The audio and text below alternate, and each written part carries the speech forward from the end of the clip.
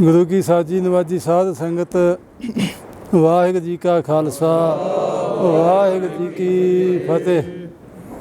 वडभागी साध संगत अकाल पुरख प्रभु अंतरजामी महाराज की पर अपार मेहर हो रही है। आप नारायण कला धार जग में परवरियो, निरंकार आकार जोत जग मंडल करियो। कलयुग के समय दे विच संसारी जीवन का भला करने वास्ते धन गुरु नानक देव पातशाह ने राय भोए तलवंडी अवतार धारिया सी, जिन्हां ने समय समय अनुसार 10 जामे धारे। 10 ही जामिया में सानू सतगुरां ने जिथे सेवा नाल नाल सेवा सिमरन बाणी बख्शी की। अज धन गुरु नानक देव पातशाह जी के 6वीं जोत मेरी पीर दे मालिक धन धन साहिब श्री गुरु हरगोबिंद साहब महाराज जी, जिन्हां दा 400 साला बंदी छोड़ दिवस संगतां बड़े प्यार श्रद्धा उत्साह नाल मना रही। धन गुरु हरगोबिंद साहब महाराज जी जिस वेले गद्दी ते विराजमान होए, गुरु अर्जन देव पातशाह की शहादत तो उपरंत महाराज ने गुरसिखां ते रहमतां कीतियां, किरपा की। जिथे नाम बाणी सेवा सिमरन दी दातां बख्शी कीतियां, नाल नाल महाराज ने गुरसिखां नूं सूरमताई वाले गुण बख्शी कीते। शास्त्रधारी होने का हुक्म किया भी सोहने सोहने घोड़े सोहने शास्त्र भेटा किए जान।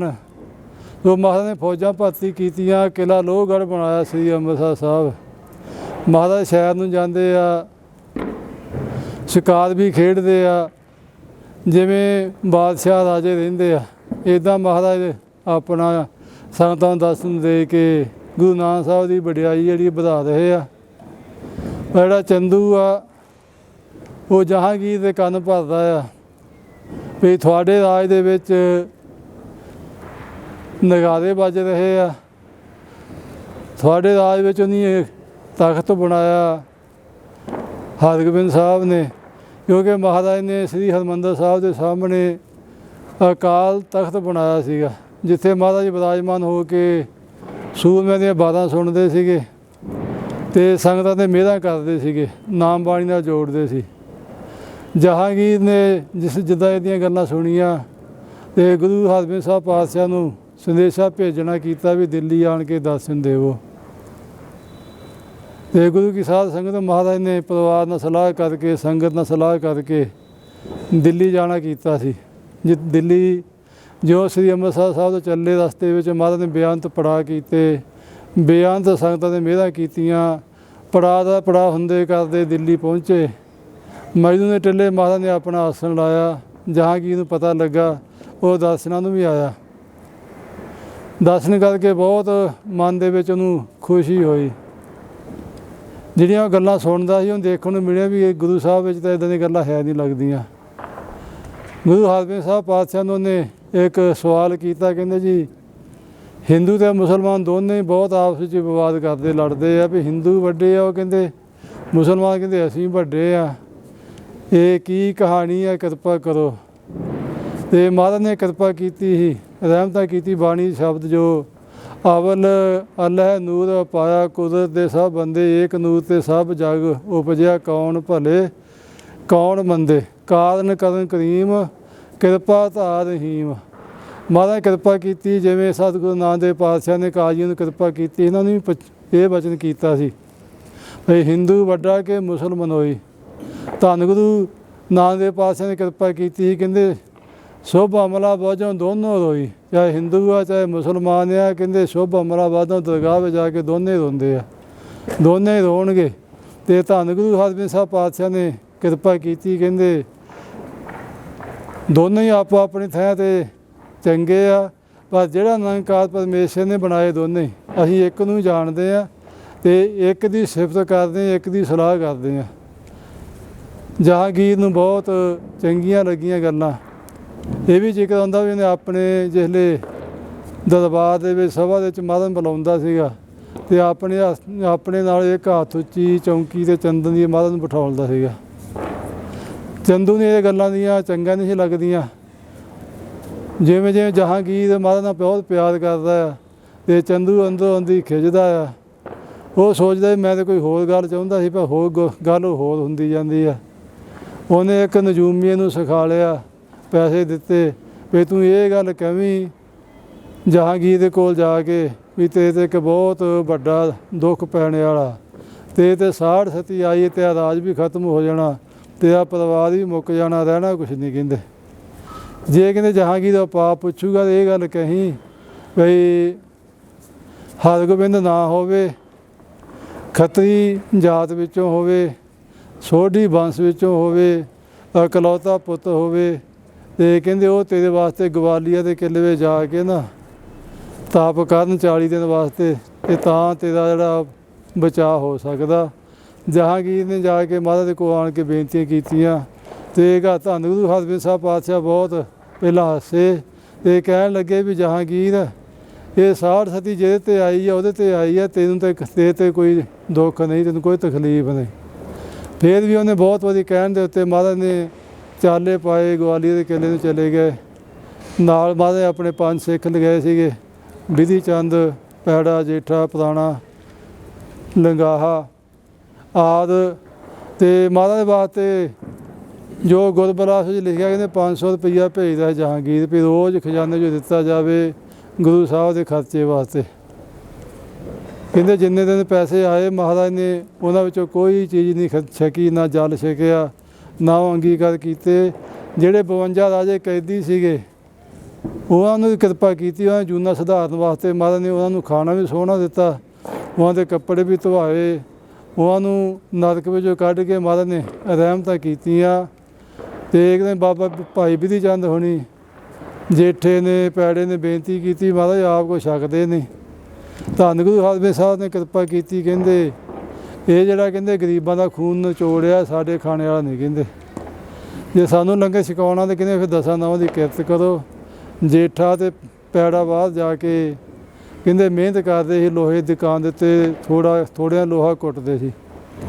ਜਿੰਨੀ ਉਹਦੀ ਮਿਹਨਤ ਮਿਲਦੀ ਸੀ ਉਹਦਾ ਰਾਸ਼ਨ ਲਿਆ ਕੇ ਅਤੇ ਧੰਨ ਗੁਰੂ ਹਰਗੋਬਿੰਦ ਸਾਹਿਬ ਪਾਤਸ਼ਾਹ ਨੂੰ ਲੰਗਰ ਤਿਆਰ ਕਰਕੇ ਛਕਾਉਂਦੇ ਸੀ, ਬੱਚੇ ਆਪ ਛਕਦੇ ਸੀ।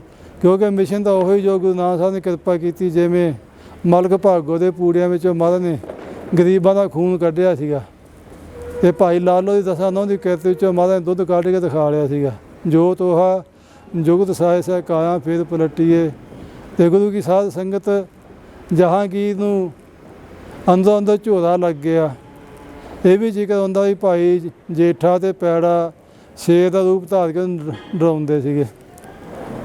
ਫਿਰ ਉਹ ਆਪਣੇ ਉਪਾਅ ਵਾਸਤੇ ਉਹਨੇ ਨਜੂਮੀਆਂ ਬੁਲਾਇਆ, ਜੋਤਸ਼ੀ ਬੁਲਾਇਆ, ਅਤੇ ਭਾਈ ਜੇਠੇ ਨੇ ਕਹਿੰਦੇ ਜੋਤਸ਼ੀ ਬਣਨਾ ਕੀਤਾ ਸੀਗਾ।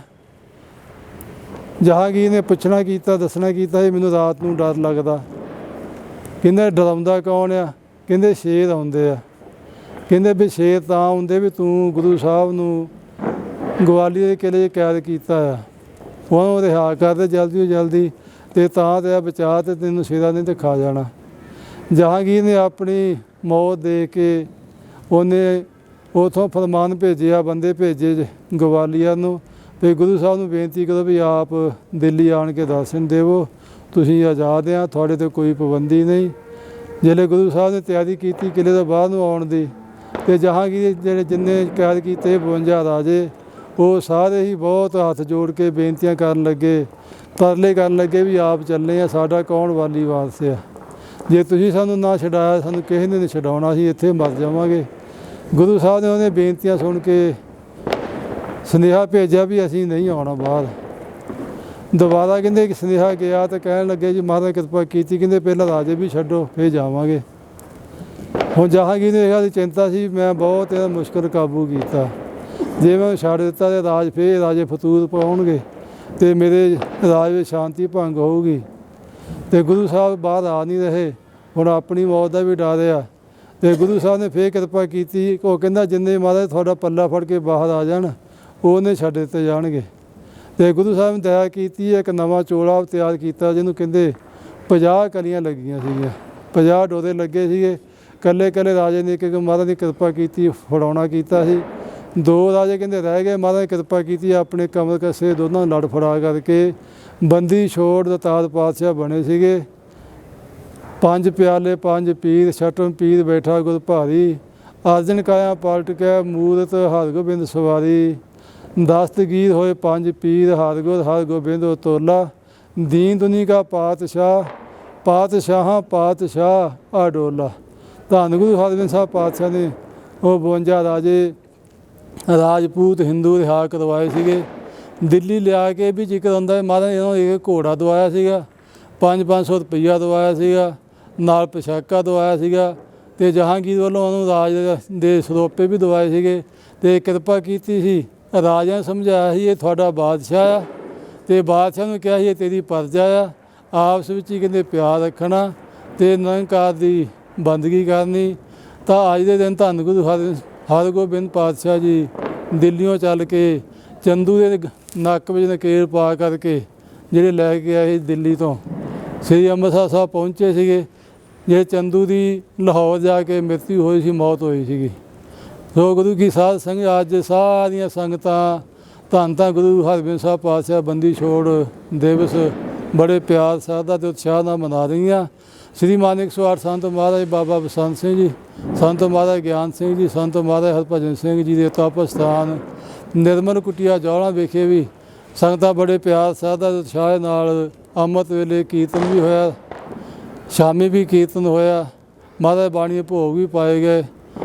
ਸਾਰੀਆਂ ਸੰਗਤਾਂ ਜਿਵੇਂ ਪਿਆਰ ਨਾਲ ਮਨਾ ਰਹੀਆਂ। ਅਤੇ ਗੁਰੂ ਕੀ ਸਾਧ ਸੰਗਤ ਆਪਾਂ ਸਾਰਿਆਂ ਨੂੰ ਜਿਵੇਂ ਗੁਰੂ ਸਾਹਿਬ ਨੇ ਪਰਉਪਕਾਰ ਕੀਤੇ, ਦਇਆ ਕੀਤੀ ਆ, ਸਾਨੂੰ ਸਤਿਨਾਮ ਵਾਹਿਗੁਰੂ ਪਰਮੇਸ਼ਰ ਨਾਲ ਜੋੜਿਆ, ਬਾਣੀ ਨਾਲ ਜੋੜਿਆ, ਸੇਵਾ ਨਾਲ ਜੋੜਿਆ, ਕਿਰਪਾ ਕੀਤੀ। ਜੋ ਸਾਡੇ ਧਰਮ ਵਿੱਚ 2 ਥੰਮ੍ਹ ਆ, ਪਹਿਲੂ ਆ ਸੇਵਾ ਅਤੇ ਸਿਮਰਨ, ਅਤੇ ਗਰੀਬ ਨਾਲ ਨੇ ਕਿਰਪਾ ਕੀਤੀ। ਪ੍ਰਭ ਕੈ ਸਿਮਰਨ ਗਰਭ ਨਾ ਵਸੈ, ਪ੍ਰਭ ਕੈ ਸਿਮਰਨ ਦੁਖ ਜਮ ਨਸੈ। ਧੰਨ ਗੁਰੂ ਹਰਗੋਬਿੰਦ ਸਾਹਿਬ ਮਹਾਰਾਜ ਜੀ ਮੀਰੀ ਪੀਰ ਦੇ ਮਾਰਗ ਸ਼ਹਿਨਸ਼ਾਹ ਦੇ ਸ਼ਹਿਨਸ਼ਾਹ, ਜਿਨ੍ਹਾਂ ਨੇ 4 ਜੰਗ ਵੀ ਲੜੇ ਸੀ। ਪਰ ਗੁਰੂ ਕੀਆਂ ਸੰਗਤਾਂ, ਗੁਰੂ ਨਾਨਕ ਸਾਹਿਬ ਦੀ ਸੰਗਤਾਂ ਨੇ ਬਹੁਤ ਮਿਹਰਾਂ ਕੀਤੀਆਂ, ਦਇਆ ਕੀਤੀ, ਕਿਰਪਾ ਕੀਤੀ। ਜਿੱਥੇ ਵੀ ਕੋਈ ਯਾਦ ਕਰਦਾ ਸੀ, ਸੱਚੇ ਪਾਤਸ਼ਾਹ ਮਿਹਰ ਕਰਦੇ ਸੀ, ਉਹਦੀ ਸਹਾਇਤਾ ਕਰਦੇ ਸੀਗੇ, ਗੁਰਸਿੱਖੀ ਜੀਵਨ ਬਖਸ਼ਦੇ ਸੀ, ਕਿਰਪਾ ਕਰਦੇ ਸੀ। ਭਾਈ ਬਾਣੀ ਅਤੇ ਬਾਣੇ ਦੇ ਨਾਲ ਜੁੜਨਾ, ਨਿਰੰਕਾਰ ਦੇ ਨਾਲ ਜੁੜਨਾ। ਧੰਨ ਗੁਰੂ ਹਰਗੋਬਿੰਦ ਸਾਹਿਬ ਪਾਤਸ਼ਾਹ ਦੇ ਪੋਤਰੇ ਧੰਨ ਗੁਰੂ ਗੋਬਿੰਦ ਸਿੰਘ ਪਾਤਸ਼ਾਹ ਨੇ 10ਵੇਂ ਜਾਮੇ ਵਿੱਚ ਦਸ਼ਮੇਸ਼ ਪਿਤਾ ਜੀ ਨੇ ਸਾਡੇ 'ਤੇ ਬਹੁਤ ਵੱਡਾ ਪਰਉਪਕਾਰ ਕੀਤਾ, ਸਾਨੂੰ ਖਾਲਸਾ ਪੰਥ ਦੀ ਸਾਜਣਾ ਕੀਤੀ, ਸਾਨੂੰ ਅੰਮ੍ਰਿਤ ਦੇ ਕੇ ਸਾਰੇ ਸੰਸਾਰ ਨੂੰ ਵੱਖਰੀ ਪਹਿਚਾਣ ਬਖਸ਼ੀ ਕੀਤੀ ਸੀ। ਕਿਰਪਾ ਕੀਤੀ ਵੀ ਕੇਸ ਕੰਘਾ ਕੜਾ ਕਿਰਪਾਨ ਕਛਹਿਰਾ 5 ਰਹਿਤਾਂ ਧਾਰਨ ਕਰਨੀਆਂ, 4 ਵਜੇ ਰਹਿਤਾਂ, ਕੇਸਾਂ ਦੀ ਬੇਅਦਬੀ ਨਹੀਂ ਕਰਨੀ, ਜਗਤ ਜੂੜ ਤੰਬਾਕੂ ਨੇੜੇ ਨਹੀਂ ਜਾਣਾ, ਮੀਟ ਆਂਡਾ ਮੱਛੀ ਸ਼ਰਾਬ ਆਦਿ ਚੀਜ਼ਾਂ ਨਹੀਂ ਵਰਤਣੀਆਂ, ਪਾਤਨ ਦੇ ਪਾਤਨ ਦਾ ਤਿਆਗ ਰੱਖਣਾ। ਸਾਹਿਬੇ ਕਮਾਲ ਦਸ਼ਮੇਸ਼ ਪਿਤਾ ਜੀ ਨੇ ਸਾਡੇ 'ਤੇ ਬਹੁਤ ਵੱਡੇ ਪਰਉਪਕਾਰ ਕੀਤੇ, ਦਇਆ ਕੀਤੀ। ਅੱਜ ਸਾਰੇ ਹੀ ਆਪਾਂ ਧੰਨ ਗੁਰੂ ਹਰਗੋਬਿੰਦ ਸਾਹਿਬ ਪਾਤਸ਼ਾਹ ਨੂੰ ਯਾਦ ਕਰ ਰਹੇ ਹਾਂ, ਅਤੇ ਉਹਨਾਂ ਦੇ ਕੀਤੇ ਪਰਉਪਕਾਰ ਨੂੰ ਆਪਾਂ ਚੇਤੇ ਰੱਖੀਏ, ਬਾਣੀ ਪੜ੍ਹੀਏ, ਸਿਮਰਨ ਕਰੀਏ। ਜੋ ਗੁਰੂ ਅਰਜਨ ਦੇਵ ਪਾਤਸ਼ਾਹ ਨੇ ਰਹਿਮਤਾਂ ਕੀਤੀਆਂ, ਕਿਰਪਾ ਕੀਤੀ, ਗੁਰੂ ਹਰਗੋਬਿੰਦ ਸਾਹਿਬ ਪਾਤਸ਼ਾਹ ਨੇ ਉਸੇ ਹੀ ਮਿਸ਼ਨ 'ਤੇ ਚੱਲਦਿਆਂ ਨੇ ਬੇਅੰਤ ਗੁਰਸਿੱਖੀ 'ਚ ਵਾਧਾ ਕੀਤਾ ਸੀ। ਮਾਲਵੇ 'ਚ ਪਾਤਸ਼ਾਹ ਦੇ ਬੇਅੰਤ ਸਥਾਨ, ਜਿੱਥੇ ਜਿੱਥੇ ਗੁਰੂ ਹਰਗੋਬਿੰਦ ਸਾਹਿਬ ਪਾਤਸ਼ਾਹ ਨੇ ਮੁਬਾਰਕ ਚਰਨ ਪਾਏ ਸੀ, ਉੱਥੇ ਉੱਥੇ ਨਿਸ਼ਾਨ ਝੁੱਲ ਰਹੇ ਆ। ਗੁਰਬਾਣੀ ਦਾ ਪ੍ਰਚਾਰ ਹੋ ਰਿਹਾ, ਸੰਗਤਾਂ ਬਾਣੀ ਨਾਲ ਜੁੜ ਕੇ, ਸੇਵਾ ਨਾਲ ਜੁੜ ਕੇ ਆਪਣੇ ਜੀਵਨ ਤੋਂ ਲਾਭ ਪ੍ਰਾਪਤ ਕਰ ਰਹੀਆਂ। ਆਪਾਂ ਸਾਰੇ ਖੰਡੇ ਬਾਟੇ ਅੰਮ੍ਰਿਤ ਵੀ ਛਕੀਏ, ਰਹਿਤਾਂ ਰੱਖੀਏ, ਕਰਾਹਤਾਂ ਤੋਂ ਪਰਹੇਜ਼ ਕਰੀਏ, ਬਾਣੀ ਪੜ੍ਹ ਕੇ, ਨਾਮ ਜਪ ਕੇ, ਸੇਵਾ ਕਰਕੇ ਜੀਵਨ ਤੋਂ ਲਾਭ ਪ੍ਰਾਪਤ ਕਰੀਏ। ਭੁੱਲਾਂ ਚੁੱਕਾਂ ਦੀ ਖਿਮਾ।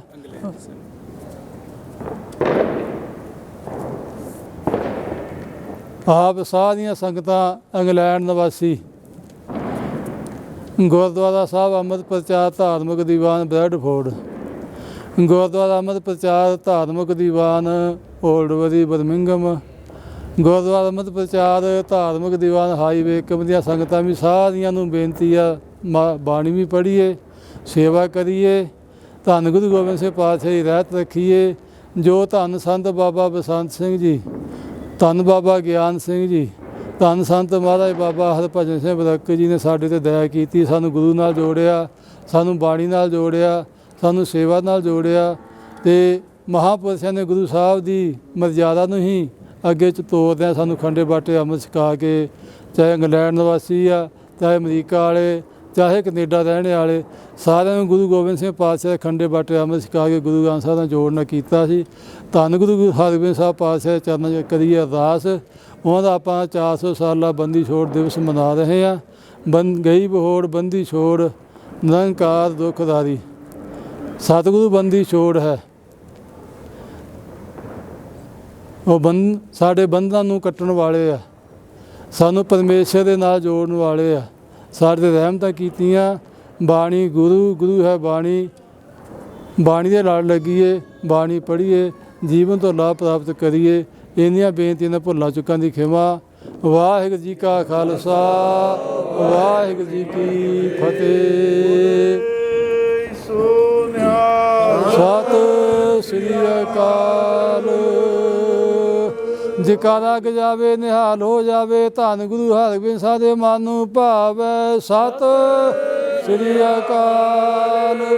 ਗੁਰਮਤਿ ਅਕਾਲ ਚਿਤਰ ਗੁਪਤੋ, ਖਾਲਸੇ ਪੰਥ ਦੀ ਦਿਨੋਂ ਦਿਨ ਚੜ੍ਹਦੀ ਕਲਾ ਰੱਖਣੀ ਜੀ ਮਹਾਰਾਜ। ਵਾਹਿਗੁਰੂ ਜੀ ਕਾ ਖਾਲਸਾ, ਵਾਹਿਗੁਰੂ ਜੀ ਕੀ ਫਤਿਹ।